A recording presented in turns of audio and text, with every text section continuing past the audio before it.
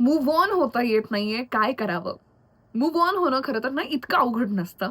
चला आजच्या व्हिडिओमध्ये मी तुम्हाला तेच एक्सप्लेन करते. हॅलो, हाय, कसं आहे ना मित्रांनो, मी आर.जे. ज्योती आणि स्वागत करते तुमचं माझ्या या प्रेमाच्या YouTube चॅनलमध्ये, जिथे प्रेमाच्या आपण अनलिमिटेड, नॉन स्टॉप आणि अनएडिटेड गप्पा मारत असतो. म्हणजेच की स्टार्ट टू एंड जसं आहे तसंच तुम्हाला शेवटपर्यंत ऐकायला मिळतं. यामध्ये मी काहीच एडिट करत नाही, even no makeup look. So मला सांगायचं आहे की हा इतका नॅचरल चॅनल आहे की मला जे वाटतं, जे तुमच्यासाठी योग्य असेल ते मी छान बोलते आणि सांगते तुम्हाला. सो तुम्हाला मूव्ह ऑन होता येत नसेल, तुमच्या फ्रेंड्सपैकी कोणाला मूव्ह ऑन होता येत नसेल, तर त्यांना प्लीज हा व्हिडिओ शेअर करा आणि नक्की दाखवा. वेळ नसेल पाहायला, ऐका. ऐकण्यातून सुद्धा सगळं कळेल तुम्हाला. सो मूव्ह ऑन होणं म्हणजे काय? सोप्या भाषेत सांगायचं झालं तर ॲक्सेप्ट करा, स्वीकार करा या गोष्टीचा, की येस हे असं आहे आणि याच्यामध्ये बदल होणार नाहीये. आयुष्यात प्रत्येकच गोष्टीमध्ये जेव्हा तुम्ही ॲक्सेप्ट करायला शिकाल ना, तेव्हा तुम्ही तितके स्ट्राँग बनत जाल आणि तितकाच तुम्हाला आयुष्यात फायदा होणार आहे. जसं की ॲक्सेप्ट, की माझा रंग असा आहे. नाही जास्त ह्याच्यामध्ये मी बदल करू शकत. मेकअप वगैरे करून ठीक आहे, पण ओरिजिनल रंग हा असा आहे. जास्तीत जास्त किती इम्प्रूव्हमेंट करणार आहे? सो काही गोष्टी असतात त्या ॲक्सेप्ट करणं गरजेचंच असतं. फॉर एक्झाम्पल खूप सोप्या भाषेत सांगायचं झालं, तुम्हाला 80% मिळालेत 10वी ओके. आणि तुम्ही खुश नाही आहात. तुम्ही पेपर सगळे क्रॉस चेकिंगला वगैरे पाठवले तरीसुद्धा तितकंच आहे. फिक्स तितकेच पर्सेंट आहेत, नाही चेंज झालेला. सो तुम्हाला एका पॉइंट नंतर ॲक्सेप्ट करावं लागणार आहे, की येस हेच आहे, इतकेच पर्सेंट मला मिळालेत. तुमचा जन्म जर का भारतात झालाय, तर तुम्हाला ते एक्सेप्ट करावं लागणार आहे, की हो इथे झालाय, तुमच्याकडे प्रूफ्स आहेत. मग तरी तुम्ही नाही म्हणू शकत, की नाही पॅरिसमध्ये माझा जन्म झालाय. अशा काही गोष्टी एक्सेप्ट कराव्या लागतात. तसंच आहे ब्रेकअपचं. झालंय, झालंय. तिथे चूक तुमची असो, नसो, तिची असो, नसो, परिस्थितीची असो, नसो, पण झालंय ना breakup, you have to accept it. Accept करा आणि मग व्हॉट नेक्स्ट? मग तिकडे जा. त्याहूनही महत्त्वाचं, की प्लीज ते जुने फोटो, व्हिडिओ, तुमचे चॅट्स, व्हॉईस चॅट्स सगळं डिलीट करा. आणि ते डिलीट करताना सगळं पाहत बसू नका. Delete it. थोडंफार असेल तर पाहू शकता, पण डिलीट इट. काही गरज नाहीये पाहायची, सगळं ऐकायची, एक-एक मेसेज वाचायची, काही गरज नाहीये. याच्याने आणखी त्रास होतो आणि आपला मेंदू तो खूप काम करतो याच्यावर. तुम्हाला आणखी प्रेशराईज करतो. सो प्लीज ते फोटोज, व्हिडिओज, चॅट्स सगळं डिलीट करा आणि प्लीज ते पाहू नका डिलीट करण्याआधी. डिलीटेड स्टोअरमध्ये जाऊन सुद्धा डिलीट करा. नाहीतर तिथे शिल्लक आहे, पुन्हा तुम्ही आणाल असं नका करू. Please delete. याच्याने काय होतं ना, की काही गोष्टी म्हणजे समोर येत नाहीत, त्यामुळे त्रास कमी होतो. त्यानंतर मी म्हणेल, की बरेच जण भीक मागतात प्रेमाची, की प्लीज मला माफ कर, म्हणजे चुकी असेल तरीसुद्धा, नसेल तरीसुद्धा म्हणतात, की माफ कर, पण पुन्हा आपण रिस्टार्ट करूयात. नाही होत असं. ब्रेकअपच माणूस त्यासाठी करतो, की नाही स्टार्ट करायचं, हे थांबवायचं म्हणून तर हे केलंय. बरं ठीक आहे, तुमच्या अति रडण्याने, भीक मागितल्याने प्रेमाची समोरची व्यक्ती तयारही झाली, दया दाखवली त्या व्यक्तीने. तुम्ही पुन्हा तितक्याच प्रेमाने नाही राहू शकत. त्याच्यामध्ये काही कॉम्प्लिकेशन्स येतात आणि आज ना उद्या पुन्हा ते ब्रेकअप होणारच आहे. कारण तिथे तुम्ही असे आतून खुश नसता. या गोष्टी ज्या आहेत ब्रेकअप फेजमधल्या वाईट दिवस, ते सगळे असे स्टोअर केलेले असतात. सो इतक्या लवकर ते सगळं रिस्टार्ट करणं सोपं नसतं. काही गोष्टी फिल्म्समध्ये घडतात, रिअल लाईफमध्ये नाही. सो प्लीज प्रेमाची भीक मागायला जाऊ नका. हां, प्रेम ही खूप सुंदर गोष्ट आहे. देण्यासारखी, घेण्यासारखी, भीक मागण्यासारखी गोष्ट नाहीये. सेल्फ रिस्पेक्ट ठेवा जरा तरी आणि हे करायला जाऊ नका. ओके. त्यानंतर काही जण आणखी वाढीव असतात. ते म्हणतात, की "ठीक आहे, मग आपण फ्रेंड्स राहूयात का?" नाही, तुम्हाला नाही जमणार आहे. तुम्ही स्वतःलाच अंधारात ठेवताय, की आपण मग फ्रेंड्स राहूयात. नाही जमत हे सगळ्यांना. खरंच नाही जमत. ज्यांना जमतं ते खरंच खूप छान आहेत, लेजेंड आहेत असं मी म्हणेल. सो प्लीज स्वतःहून तरी म्हणू नका, की आपण फ्रेंड्स राहूयात. ओके. तुम्ही ऑलरेडी फ्रेंड होतात. तुम्हाला ती आवडली. तुम्ही जस्ट तिला विचारलं. ती म्हणाली, की "अरे, मी तसा विचार नाही केला. आपण फ्रेंड्स राहूयात." अशा केसेसमध्ये तरी ओके. पण जर तुमचं प्रॉपर रिलेशनशिप असेल आणि हे सगळं झाल्यानंतर पण आपण फ्रेंड्स राहूयात, असं नाही होत. तुम्हाला सुद्धा नाही जमणार. कारण त्या व्यक्तीशी बोलणं होत राहणार आहे. तुम्ही गुंतत राहणार आहात. सगळं होत राहणार आहे. त्यामुळे फ्रेंड्स राहू नका. जे अगदीच सेन्सिटिव्ह मनाचे आहेत, त्यांनी तर प्लीज फ्रेंड राहू नका. सगळा संबंध जेव्हा संपतो, तेव्हा जरा छान विचार डोक्यात यायला सुरुवात होते. सो नंबर वगैरे डिलीट करणं, ते सगळं करून टाका. है ना? आणि प्लीज ही गोष्ट आहे ना, इतर लोकांशी खूप डिस्कस करू नका. कारण काय होतं ना, तुम्ही जेव्हा डिस्कस करायला लागता, पुन्हा ते विचार तुमच्या डोक्यात फिरत असतात आणि त्याच्यामुळे पुन्हा तुम्हाला त्रास व्हायला लागतो. ते सगळं आठवायला लागतं, की हे असं झालेलं, तर तसं झालेलं. प्लीज शेअर करणं बंद करा. काय-काय झालं तुमच्यासोबत. चांगल्या गोष्टीसुद्धा शेअर नका करू, वाईटसुद्धा नका करू. रिलेशनशिपबद्दलच्या. शेअर केल्याने त्या गोष्टी वाढणार आहे. डायरीमध्ये वगैरे लिहिणं ते प्लीज बंद करा. येस, मत करो यार. नका करू हे सगळं. त्यानंतर खूप महत्त्वाचा पॉइंट आहे, की रिबाउंड.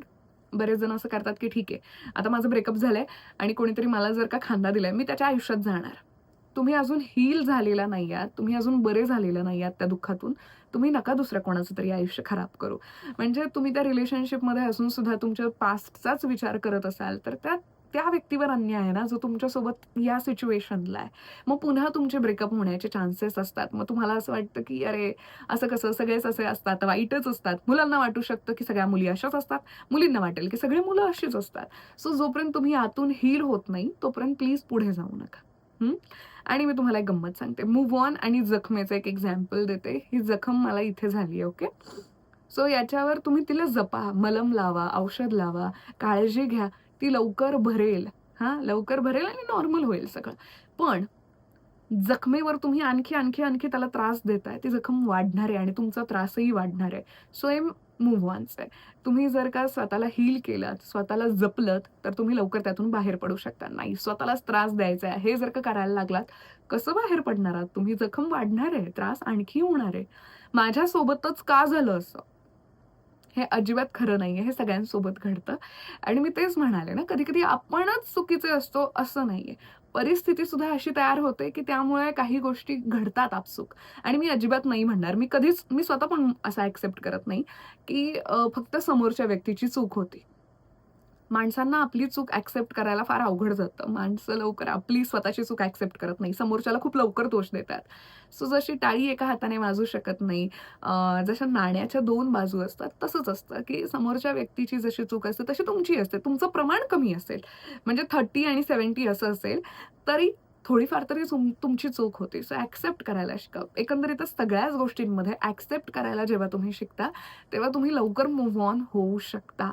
मूव्ह ऑन होणं फार अवघड नसतं, ठरवलं तर. पण मला आठवण येते, मग काय करायचं? हं?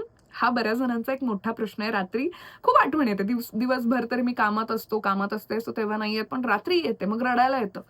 जसं तुम्ही दिवसभर कामात होतात, नाही लक्षात आलं, तसं रात्रीही काहीतरी करायचं. काहीही करायचं, वेगळं वाचन करा. जसं कामात तुम्ही बिझी होता, रात्रीही काम करा, काही प्रॉब्लेम नाहीये. लेकिन कुछ अलग करो डिस्ट्रॅक्ट करने के लिए आणि आठवणी आपण कधीच विसरू शकत नाही. ज्या गोष्टीमुळे आपल्याला आनंद झालेला असतो, दुःख झालेलं असतं, त्या गोष्टी आपण विसरूच शकत नाही. पण मग किती वेळ विचार करायचा, हे मात्र आपल्या हातात असतं. सो जेव्हाही आठवण येईल डिस्ट्रॅक्ट, दुसरं काहीसं करा. मी तुम्हाला सोप्या गोष्टी सांगते काहीतरी. नाकात 2 बोटं घाला आणि श्वास घेण्याचा प्रयत्न करा. ही क्रिया तुम्हाला जमणार नाही. नीट तरी जमणारच नाही आणि हे करताना तुमच्या डोक्यातून ती व्यक्ती निघून गेलेली असेल आणि जेव्हा पुन्हा हे तुम्ही करणं सोडून द्याल, तेव्हा लक्षात येईल, की "अरे, मी तर या गोष्टीचा विचार करत होतो." So it's okay. आणि जेव्हा तुम्ही ज्यांचं पहिलं ब्रेकअप आहे त्यांना सांगते, जेव्हा तुम्ही दुसऱ्या प्रेमात पडाल, तुम्हाला असं वाटेल, की "यार, मी किती वेडा होतो. मला हेच तर हवं होतं सगळं आयुष्यात." सो काही जणांचं दुसरं ब्रेकअप झालं असेल, तिसऱ्या ब्रेकअप नंतर ते व्हिडिओज पाहत असतील, तेव्हा जरा जास्त हार्ट ब्रेक झालं असेल. कोई बात नहीं, नेक्स्ट टाईम ऐसा नहीं होगा. बी पॉझिटिव्ह.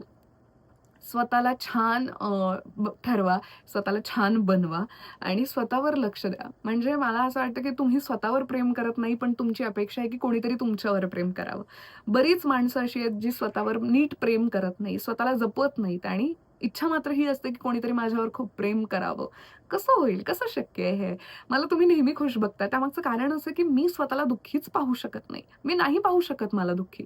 त्यामुळे ज्या गोष्टींमुळे मला त्रास होतो ना, त्या गोष्टी त्याच्यात सोल्युशन काढते, नाहीतर मी त्या गोष्टी कट ऑफ करते, डिलीट करते, डस्टबिनमध्ये टाकून टाकते. माणसं सुद्धा. त्या व्यक्तीमुळे मला खूप त्रास होतोय ना, मला नाही इंटरेस्ट त्या व्यक्तीशी बोलण्यामध्ये. ज्या गोष्टीचा आपल्याला त्रास आहे, ती गोष्ट सोडून द्यावी, करू नये असंच आहे ते. स्वतःला दुःखी पाहू नका. एकच आयुष्य मिळालंय, त्याच्यामध्ये सुद्धा दुःखी राहाल, काय अर्थ आहे? हां? आणि कधी-कधी ना काही गोष्टी या नशिबावर सोडायच्या, की नव्हती ही व्यक्ती माझ्या नशिबात. हां, कुछ अलग होने वाला है मेरे साथ, कुछ अच्छा होने वाला है. So it's okay. आणि दरवेळी प्रत्येक गोष्ट मात्र नशिबाला दोष देऊ नका. बिकॉज नशीब जसं 20% असतं, तसं आपण स्वतः आपल्यासाठी लिहिलेलं नशीब सुद्धा 80% असतं. सो ॲक्सेप्ट करायला शिका. कधी-कधी आपल्या चुका ॲक्सेप्ट करायला शिका. तुम्ही जर का प्रॉपर रिलेशनशिपमध्ये असाल, तर जिथे काही भांडणं होत असतील, समजून घ्या ना, की माझी चूक आहे. गोष्टी जरा क्लिअर व्हायला लागतील आणि स्वतःला हील करण्यासाठी काय करायचं? जसं मी म्हणाले, या गोष्टी तर करा. सोबतच तुम्हाला 4 वाक्य सांगते, ती प्लीज स्वतःला मनापासून अशी कुरवाळत वगैरे म्हणा. खूप फायदा होईल. काही शब्दांमध्ये ऊर्जा असते ना, हे तसे शब्द आहेत. हे मी कुठेतरी ऐकले होते एका लाईफ कोच कडून आणि त्याचा खरंच मलाही खूप फायदा झाला, की I am sorry, please forgive me, thank you, love you हे तुम्हाला बोलायचं आहे. आय एम सॉरी, मला माफ करा, प्लीज फॉरगिव्ह मी आणि थँक यू, लव्ह यू. किती सोपं आहे. या 4 वाक्यांनी तुमचं आयुष्य खूप छान होऊ शकतं. सो प्लीज या गोष्टींवर लक्ष द्या. पण माझा स्वभावच असा नाही. सगळं बदलता येतं इच्छाशक्ती असेल तर. मी प्रत्येक गोष्टीला हाच शब्द वापरते. इच्छा असेल तर माणूस काहीही करू शकतो. तुम्ही काही गोष्टींमध्ये चमत्कार वगैरे बघत असाल. चमत्कारापेक्षाही मी म्हणेल की त्याने ते ठरवलं की मला हे करायचंय.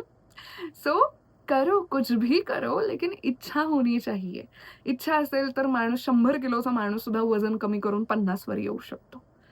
इच्छा असेल तर काहीही घडू शकतं. पण तुमची इच्छाच नसेल तर काय? इच्छा बनवा. त्या कम्फर्ट झोनमधून बाहेर पडा. कम्फर्ट झोन म्हणजे काय? की हे सगळं मला आवडतंय. काहीतरी वेगळं करायला मग मला भीती वाटतेय. सो प्लीज त्या कम्फर्ट झोनमधून बाहेर पडा. मला रडायला आवडतंय. मला दुःखी राहायला, एकटं-एकटं राहायला आवडतंय. मग तो कम्फर्ट झोन तयार होतो तुमचं. त्यातून बाहेर पडणं गरजेचं आहे. बाहेरचं जग खरंच खूप सुंदर आहे. ते अनुभवा. हां, मूव्ह ऑन होणं फार अवघड नाहीये. इतक्या बेसिक गोष्टी करा. खरंच तुम्ही मूव्ह ऑन व्हाल आणि प्रत्येक वेळी ब्रेकअप जेव्हा होतं, ते तुम्हाला काहीतरी शिकवण्यासाठी होतं. तुम्हाला आणखी स्ट्राँग बनवण्यासाठी होतं. जसं की मी आधी फार हळवी होते, पण मी आता इतकी स्ट्राँग झाली, की मुझे सच में कोई फ़र्क ही नहीं पड़ता. मुझे किसी चीज़ का बुरा ही नहीं लगता.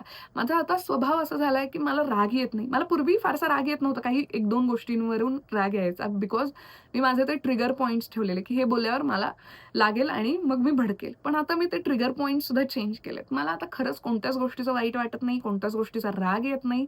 मला तेव्हा वाईट वाटतं, जेव्हा मी स्वतःला दुःखी बघते आणि मी स्वतःला दुःखी पाहू शकत नाही. त्यामुळे मी नेहमी खुश राहण्याचा प्रयत्न करते. मी एकट्यामध्ये सुद्धा खुश असते. मी 4 लोकांमध्ये सुद्धा खुश असते. मला काही घेणं-देणंच नाहीये कोणाशी. सो हा बदल माझ्यामध्ये झाला. जेव्हा मी काही गोष्टी ॲक्सेप्ट करायला लागले. मी स्वतःवर आणखी प्रेम करायला लागले. आता कसं आहे ना, सपोज तुमचं एक मडकं आहे किंवा एखादी कळशी आहे तुमची आणि त्याला बिळं पडली आहेत किंवा मोठं एक बिळ पडलंय. सो तुम्ही त्याच्यात कितीही पाणी ओतलत ते वाहूनच जाणार आहे. ते कधीच भरणारच नाहीये. सो तसं आहे. तुम्ही जोपर्यंत स्वतःला हील करणार नाही, तोपर्यंत तुमच्या वाट्याला प्रेम येणारच नाहीये. ते वाहतच जाणार आहे, जरी येत असेल तरी. कारण तुम्ही लक्षच दिलं नाहीये स्वतःकडे. सो प्लीज स्वतःकडे लक्ष द्या आणि दोष देऊ नका. मी जसं ते वाक्य सांगितली ना, की I am sorry, please forgive me, thank you, love you. हे बोलून बघा, हे स्वतःला बोला.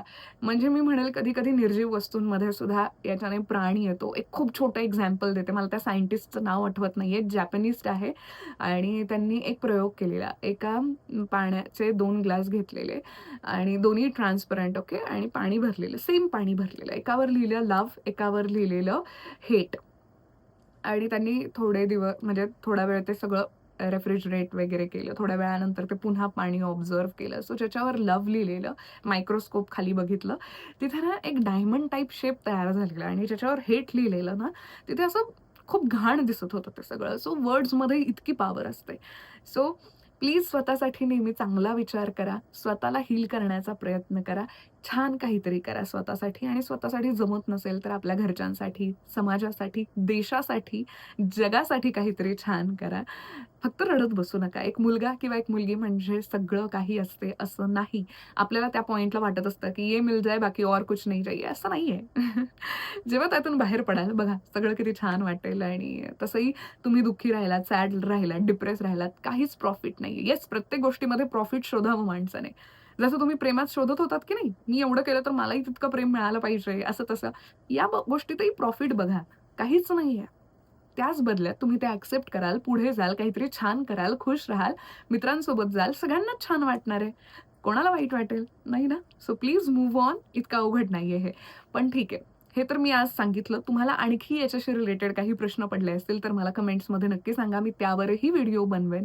तुमचं खुश राहणं, मानसिक संतुलन नीट राहणं इतकंच मला वाटतंय आणि तितकंच मला हवंय. सो नक्की सांगा तुम्हाला कोणत्या विषयावर व्हिडिओ हवाय. मी नक्की बनवेन. बाकी खुश राहा, मस्त राहा, टेन्शन फ्री राहा. I love you. बाय.